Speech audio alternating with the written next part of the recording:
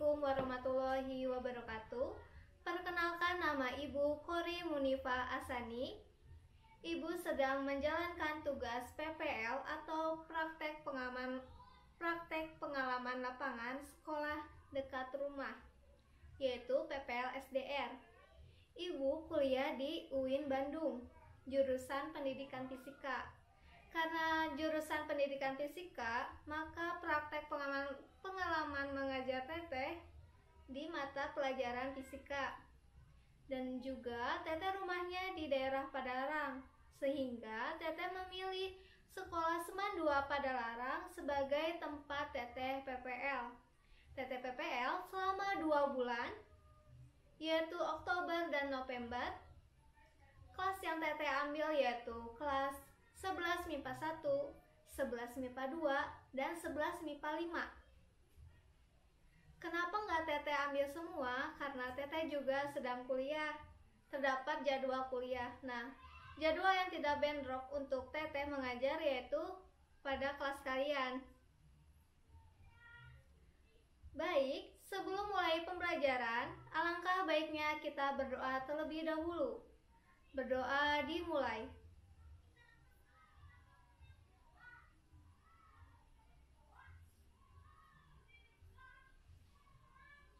Selesai. Untuk absen hari ini, Ibu akan memberikan tugas. Orang yang mengumpulkan tugas pada hari ini, Ibu anggap sebagai absen hari ini. Untuk tugasnya, nanti Ibu akan berikan. Sebelum mulai pembelajaran, alangkah baiknya fokuskan pikiran, hati, dan lisan satu tujuan untuk belajar fisika. Baik, materi hari ini yaitu fluida statis. Apakah ada yang tahu apa itu fluida dan statis? Jadi, fluida statis itu, fluida artinya zat alir. Zat alir ini bisa zat cair dan juga bisa udara. Sedangkan kalau statis itu artinya diam. Jadi fluida statis adalah zat cair yang diam. Dalam kehidupan sehari-hari banyak sekali fenomena fluida statis. Contohnya kapal selam. Kapal selam ini bisa di dasar laut, bisa di tengah laut, maupun bisa di atas permukaan laut. Hal tersebut terjadi karena adanya hukum Archimedes di fluida statis. Selanjutnya, terdapat pula tempat cuci mobil. Mobil itu kan berat sekali, namun di tempat cuci mobil, mobil bisa terangkat ke atas menggunakan adanya tiang. Nah, itu menggunakan hukum Pascal di fluida statis. Ada juga nih, pernah nggak sih kalian perhatiin bahwa nyamuk itu bisa berdiri di atas air? Kenapa coba bisa terjadi? Itu bisa dijawab dengan materi tegangan permukaan pada fluida statis. Sehingga fluida statis ini sangat banyak dimanfaatkan dalam kehidupan sehari-hari. Makanya penting untuk belajar fluida statis. Ibu akan memberikan suatu pertanyaan dan ini menjadi nilai tambahan untuk kalian semua. Pertanyaannya yaitu, mengapa bandara yang ada di atas permukaan air laut bisa terapung walaupun terdapat banyak sekali pesawat terbang yang ada di atasnya, tapi bandara tersebut tidak tenggelam? Coba, kenapa hal tersebut dapat terjadi? Untuk menjawabnya, jawab di kolom komentar ya.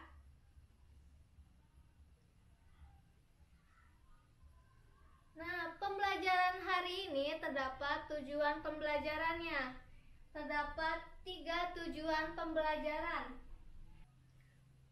Tujuan pembelajaran yang pertama, peserta didik mampu menerapkan hukum Pascal dalam kegiatan demonstrasi dalam kehidupan sehari-hari secara kritis, Yang kedua, peserta didik mampu menganalisis hukum Archimedes dalam suatu percobaan yang akan kita lakukan, yaitu akan melakukan hukum Archimedes membuat telur dapat tenggelam, melayang, dan terapung. Yang ketiga, peserta didik mampu menerapkan dalam kehidupan sehari-hari mengenai tegangan permukaan. Baik, pertama Ibu akan melakukan demonstrasi terlebih dahulu.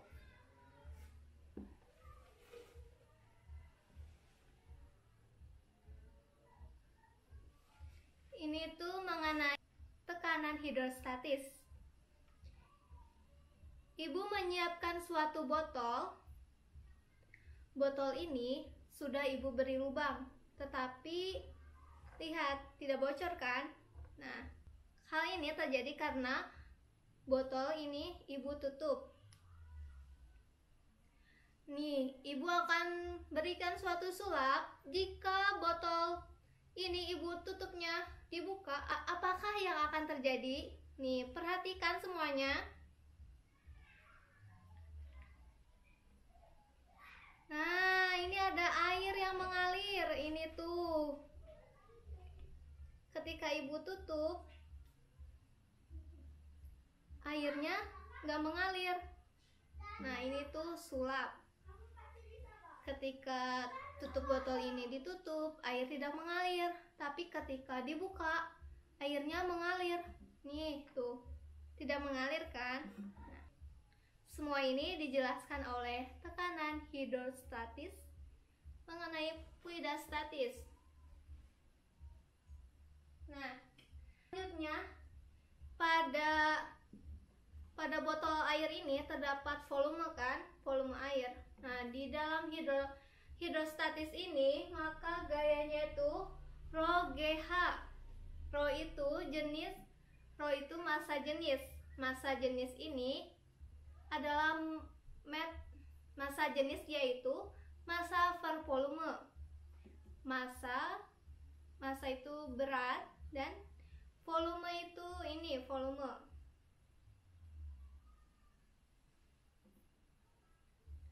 Nah, terdapat ketinggian ya di dalam botol ini sehingga dituliskan rho GH pada tekanan.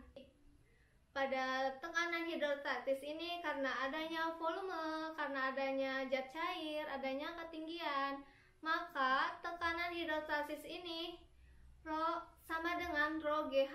Rho adalah massa jenis di mana yaitu massa per volume. Massanya itu kilogram dan volumenya meter kubik.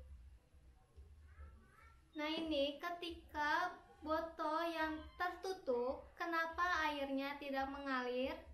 Nah, hal ini terjadi karena bisa kita jawab menggunakan rumus tekanan hidrostatis, yaitu rho GH. Di sini ada ketinggiannya 20 cm. 20 cm diubah ke meter, jadi 0,2 meter. Selanjutnya gravitasi kita gunakan yaitu yang 10, dan rho air ini 1000.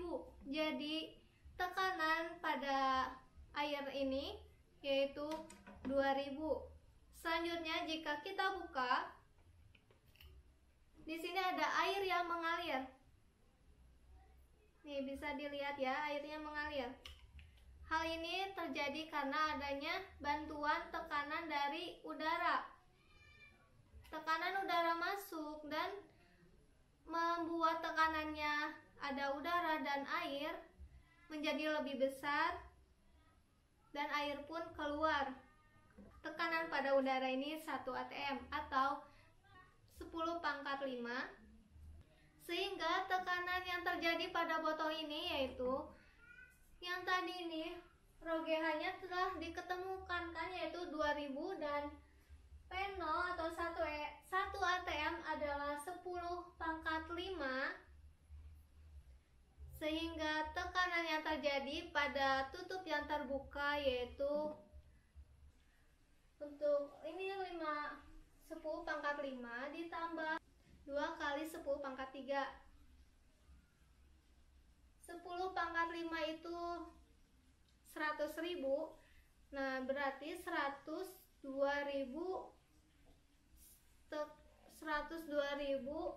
Newton per meter per kuadrat.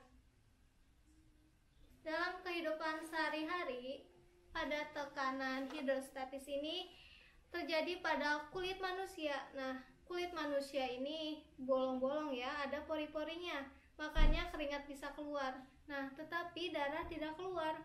Hal ini terjadi karena tekanan pada darah dengan tekanan udara luar ini lebih kecil tekanan pada darah, sehingga darahnya tidak keluar. Nanti kalau keluar berarti tekanan pada diri kita itu tinggi. Ya kan, seperti kayak gini. Nah, tuh.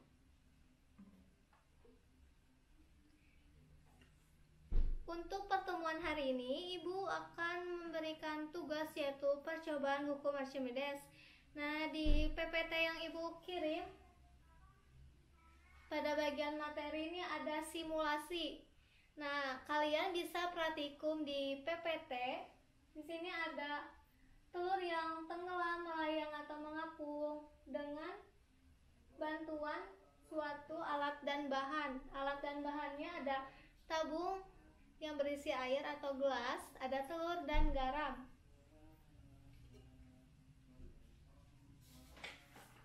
Pada bagian tugas di Google Classroom, Ibu telah mengirim LKPD.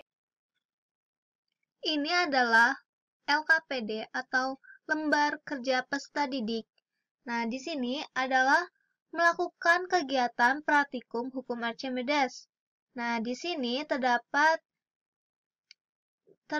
yang harus dilakukan, yaitu membuat telur dapat tenggelam, melayang, dan terapung. Mempresentasikan konsep fisika terhadap gaya apung dan massa jenis zat cair.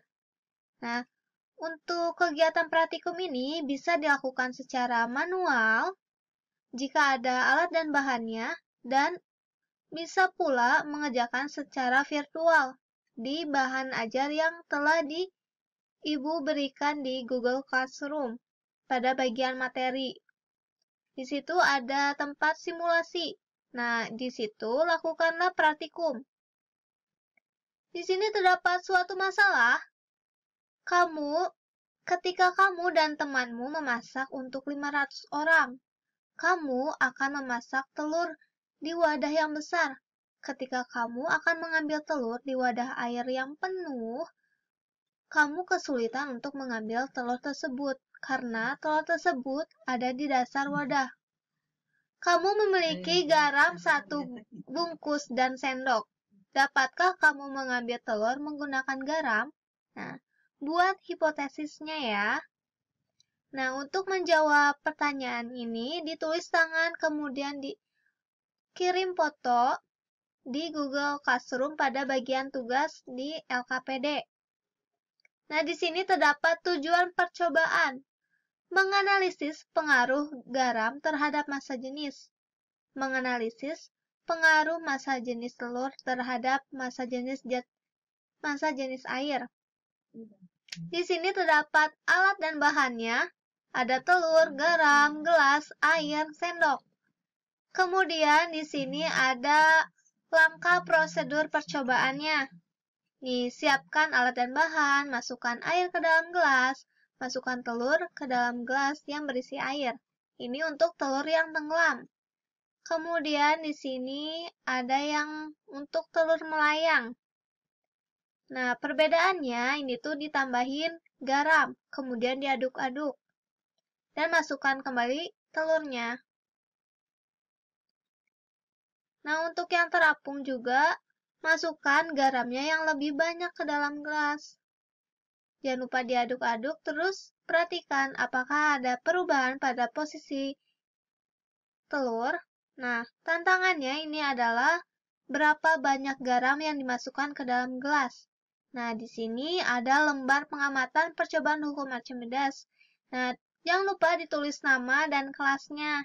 Nah, di sini ada aspek yang harus diamati. Dapatkah telur tenggelam? Nah, kalau iya, klik centang pada ya.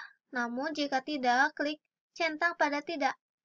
Nah, dapatkah telur melayang dan terapung?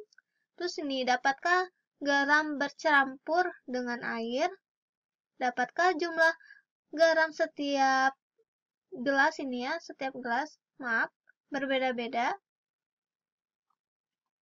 Nah, di sini ada lembar laporan percobaan. Nah, untuk di sini diisinya, nih nomor 1 misalkan keadaan telur tenggelam, beri centang tenggelam.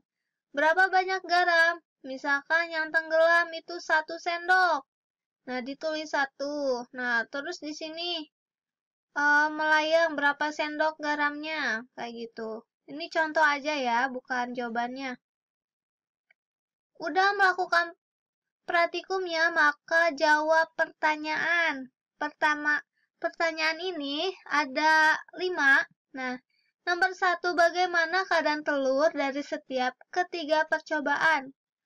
Apakah yang menyebabkan terjadi perbedaan pada posisi telur?